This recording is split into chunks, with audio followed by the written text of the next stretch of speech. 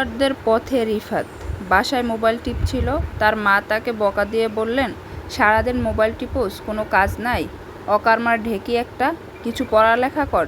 রিফাত রেগে বলল, দেখো মোবাইল নিলেই তুমি চিল্লাও। এই বলে সে বাহিরে চলে গেল। রাস্তায় হাঁটতে হাঁটতে রিফাতের পিতৃতুল্য একজন মুরব্বী হাবিব সাহেবের সাথে ধাক্কা লাগলো। হাবিব সাহেব বললেন, সরি বাবা। রিফাত উত্তেজিত হয়ে বলল, কিসের সরি মিয়া, বুড়ো হয়ে গেছেন, চোখে দেখেন না? ধাক্কা দিয়ে আবার সরি, এই বলে সে চলে গেল। হাবিব সাহেব মনে মনে একটু কষ্ট পেলেন, তবে শান্ত থেকে পাশের চায়ের দোকানে গেলেন। দোকানদার কাশেমকে বললেন, ওই 1 কাপ চা দে। কাশেম 1 কাপ রং চা দিল।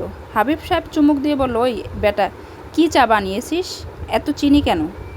আমি তো চিনি ছাড়া চা খাই। কাশেম বলল, আপনি তো আমাকে বলেননি চিনি ছাড়া চা দিতে। হাবিব সাহেব বিরক্ত হয়ে বললেন, শালা, চা তো বানাতে পারোস না, আবার মুখে মুখে তর্ক করস। এই বলে চা ফেলে দিয়ে দোকান থেকে বের হয়ে গেলেন। কাশেম রেগে দোকান বন্ধ করে বাসায় যাওয়ার জন্য একটা রিকশার কাছে গিয়ে বলল, ওই শেওড়াপাড়া যাবি? রিকশাওয়ালা ইলিয়াস বলল, হ্যাঁ যামো, 30 টাকা লাগবো। কাশেম রেগে গিয়ে বলল, ওই আমি কি ফকিরনি যে তুই ভাড়ার কথা কস? তোরে বুঝি যাবি কি না, আর তুই ভাড়ার কথা বলছিস, ফাজিল। ইলিয়াস বলল, আমি জামো দেখেই তো ভাড়ার কথা বলছি। ফাজিল তো আপনি, হুদাই কথা বাড়ান। এটা শুনে কাশেম ইলিয়াসকে একটা থাপ্পড় দিল আর চলে গেল। ইলিয়াস রেগে মেগে বাসায় চলে আসলো। বাসায় গিয়ে তার স্ত্রী জরিনাকে বলল, ভাত দে, খিদে লাগছে। জরিনা লাউয়ের তরকারি আর ডিম ভাজি দিল। ইলিয়াস বলল, এটা কি রান্না করছিস? তোর মাথা, কোনো লবণ নাই? জরিনা বলল, লবণ নাইলে একটু কম হয়েছে, তাই বলে আমাকে এভাবে কথা শোনাবেন?